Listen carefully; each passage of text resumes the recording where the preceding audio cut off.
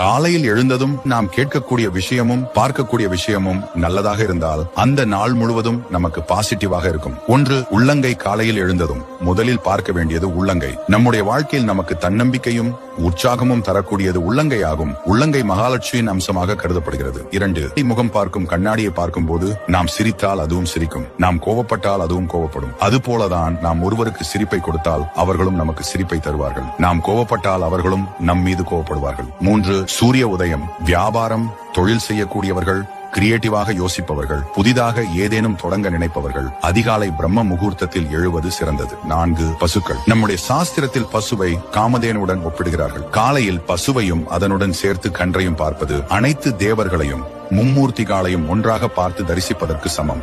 5, கோபுர தரிசனம் கோடி புண்ணியம். காலையில் எழுந்ததும் கோயில் கோபுரத்தை தரிசிப்பதும், குறிப்பாக கோயில் கலசத்தை தரிசிப்பதும் காலையிலேயே கோடி புண்ணியத்தை பெற்ற மன நிறைவை தரும்.